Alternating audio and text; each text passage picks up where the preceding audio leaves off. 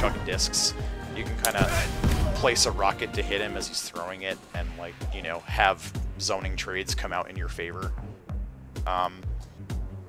So yeah, Air Sputnik's actually really useful and neutral in those matchups, or just any matchup where you're trying to play keep away. The ground one is mostly for setting up pressure, so ground, offense, air. That's a good way to explain it, I guess. Okay. So, and then Special 2, which we just did. Cosmonaut Liftoff. This is Vlad's DP. I have particular opinions about this DP that I've been vocal about in the past, but realistically, it's pretty good. It is the slowest DP in the game, but to compensate, it also has the largest amount of invulnerability frames, I believe, anyway. Does decent damage. I guess it's standard fair damage for a DP.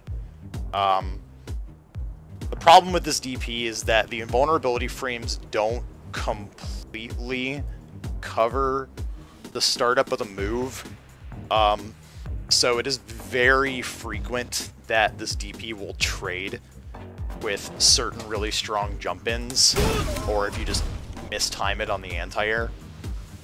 In some cases, it will actually get cleanly stuffed by certain things. Edge jump heavy is a prime offender of that. But it is still your go-to anti-air. It's still good as far as DPs go. You can hold down the DP to charge it. You know, the starting animation has invulnerability frames, and then it has more when you let it go. At least if you charge it. If you charge it, it also does more damage. 175, which is actually quite a bit.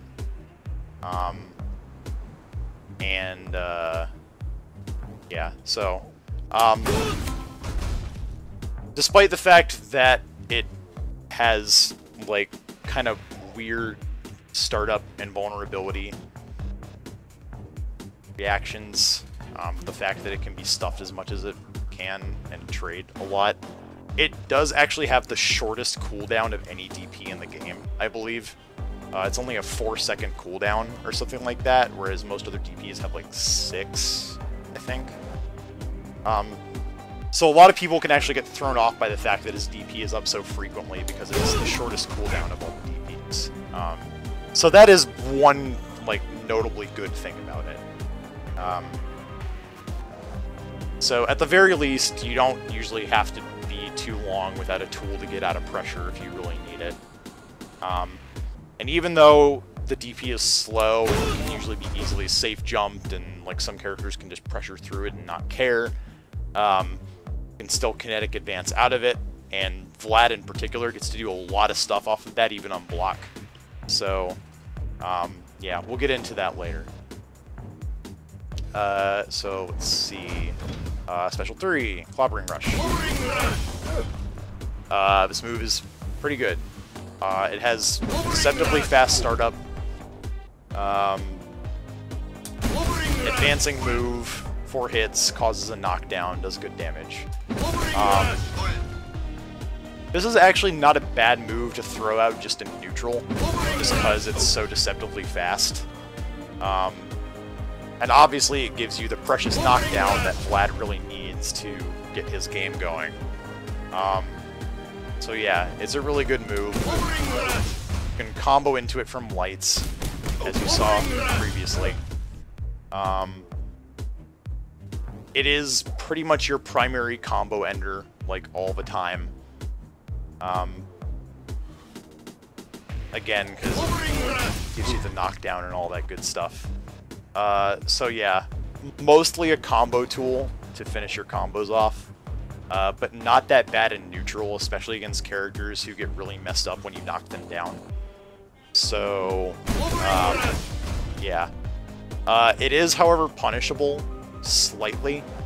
The degree to which it's punishable varies from character to character. Shell can punish it with Eclipse or with Standing Light into Stinging Wind, so it's dangerous to do it in that matchup because she actually gets a pretty good punish from it. Crow can punish it but only with a standing jab, so it's not really a huge risk to throw it out unless you have no health left, because once Crow gets knocked down, you can actually kind of control that matchup. Talos can't punish it. It can't be punished in the mirror match. Dauntless actually gets a really big punish on it too. Stand Light into Cold Drill, potentially into Super. Yeah, so you definitely don't want to do it in that matchup, especially if she has meter, because you can kill yourself for doing it. But yeah, so it's punishable by jabs, and to varying degrees, certain characters can do more stuff off of that, so just be mindful of that. If you're not sure of the specifics, just stick to using it in combos to be safe, and then you won't have any problems. Okay, let's talk about a couple of other things that I missed or that are important.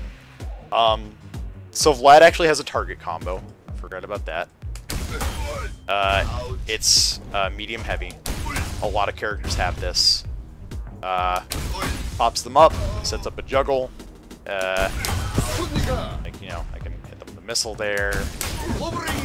Chase them down with a clobbering rush, whatever. In the corner, I can do a lot more, because I can actually do it a couple times. And then do stuff from that. The target combo puts them in a juggle state, like, all the time when it hits. So, like, you know, you don't actually get any kind of an air reset off of it. It just sends them straight to a knockdown or to a potential juggle. So, I'll just kind of land in that. Or I can do DP.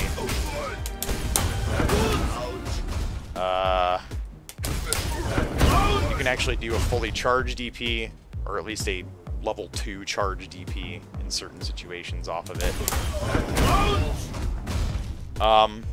So yeah, it's pretty good. It's a nice combo tool. There's a few things you can do with this.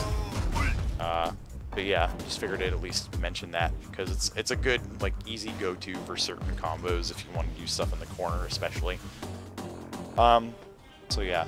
Okay, and then we get to the other two buttons that we haven't covered. So we'll go to the throw. Vlad's forward throw looks like that. Sends them pretty far away. Ideally, like, I mean, throw mix-ups are important in, like, opening people up. Ideally, you don't want to do the forward throw unless you're going to cancel it, because it sends them so far away, and Vlad doesn't really like that. Vlad likes to get in people's faces and mess them up with mix-ups. So, but if you kinetic cancel it, then it doesn't throw them as far away. It actually sets up potential combos and things like that for you. There's varying things you can do off of this. You can do a full clobbering rush. You can do, like, stand heavy into something. And you can also do super, which we'll cover in a second when I get to that. Back throw. This is the one that you generally want to do in neutral, because, like, forward throw is your typical cancelable combo throw that does the other part of its damage on landing if you don't cancel it. Every character has a throw like that. Vlad's back throw is the one that's just raw damage. It keeps them a little closer, but if they quick rise out of it, they get up kind of around the same time that you do, because Vlad just kind of, like, belly flops onto them. So, I mean, he doesn't really have a throw that's super desirable for keeping positioning. But back throw does do more damage, it keeps you closer, and you can kind of do stuff like throw them and then missile, and then, you know, start setting up your pressure from there. Even if they quick rise, like, they kind of have to respect it a bit. And then his super space race. Which, by the way, when Vlad activates as super, he actually says space race in Russian. So, you can see it, that's super. So, when Vlad does the super, he does, like, a big winding uppercut. It has a pretty good vertical hitbox, so it's actually really great as an anti-air. It still has kind of slow startup, so you have to do it a bit early when you see a jump in, otherwise it's gonna get, like, you know, safe jumped and blocked, and then you're gonna die.